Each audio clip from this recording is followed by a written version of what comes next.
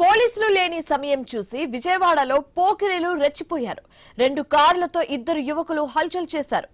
Patamata high tension నడి రోడ్డుపై పరస్పరం జీపులతో యువకులు ఢీకొట్టుకున్నారు. ఓ యువతి విషయంలో రోడ్డుపై యువకులు బాహాబాయికి దిగారు. రోడ్డుపై యాక్షన్ సీన్ ను తలపించేలా యువకులు హంగామా చేశారు. భయాందోళనకు గురైన స్థానికులు, వాహనదారులు వెంటనే పోలీసులకు సమాచారం అందజేశారు. దీంతో ఘటన స్థలానికి చేరుకున్న పోలీసులు ఓం అనే యువకుడిని అదుపులోకి తీసుకున్నారు. మరో యువకుడు లింగమనేని రోహిత్ పరారీలో ఉన్నట్లుగా పోలీసులు వెల్లడించారు.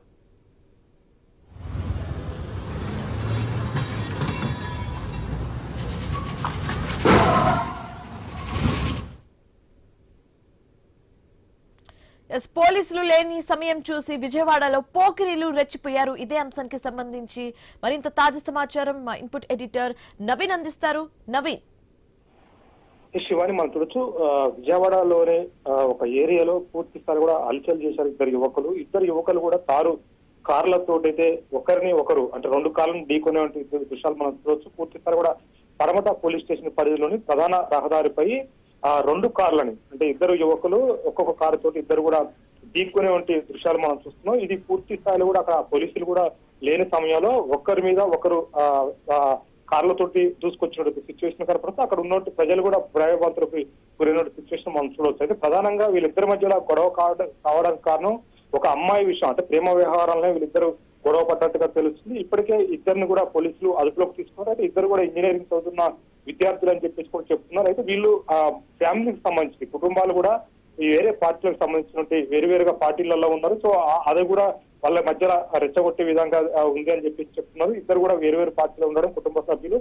అంతేకాకుండా 2 యువకులు కూడా ఇంజనీరింగ్ చదువుతున్న నేపథ్యం ఒక అమ్మాయి విషయంలో చిన్న గొడవ రావడంతో కూడా ఎక్కడ ఉన్నారని చెప్పేసి ఒకరినొకరు అడ్రస్ తెలుసుకొని పోయి ప్రధాన రహదారి ఏదైతుందో పడమట పోలీస్ స్టేషన్ పరిధిలో అక్కడ ఉన్న నేపథ్యంలో తారుతో ఒక్కసారిగా వచ్చి వెహికల్ ని ఢీకొన్నాడు. అతను కూడా అతను కూడా ఇంకో యువకుడు కూడా తన దగ్గర తారు కూడా ఉంది. 2 కూడా తారు వాహనాలతో అయితే రోడ్డు మీద ఢీకొన్న సిచ్యువేషన్ కనపడుతుంది. పూర్తి స్థాయి కూడా సినిమాలో ఏ విధంగా అయితే ఘటనలు చోటు చేసుకుంటే ఆ విధంగా 2 కూడా కార్లతో అయితే పూర్తిగా 1 గంట సేపు అలచల్ చేసిన సిచ్యువేషన్ కనపడుతుంది. 2 కార్లు కూడా దుగ్గు అయినట్టు పరిస్థితి మనం చూడవచ్చు. 2 కార్లను కూడా పోలీసులు కేసు నమోదు చేసి 2 కార్లను కూడా పోలీస్ స్టేషన్ కి తరలించారు. అంతేకాకుండా 2 యువకులపై కూడా కేసు ప్రస్తుతానికైతే నమోదు చేసిన సిచ్యువేషన్ కనపడుతుంది. ఎందుకంటే 2 కూడా చదువుకుంటున్న విద్యార్థులు, 2 ఇంజనీరింగ్ చదువుతున్న విద్యార్థులు, 2 మధ్య ఒక అమ్మాయి విషయంలో ఘర్షణ చోటు చేసుకుందని పోలీసులు ప్రాథమికంగా అయితే చెప్తున్నారు. ఇంకా పూర్తి స్థాయిలో కూడా కేసు నమోదు చేసి పూర్తిగా ఎంక్వైరీ చేసిన తర్వాత 2 మధ్యలో ఘర్షణకు ప్రధాన కారణం ఏంటి, పూర్తి స్థాయిలో కూడా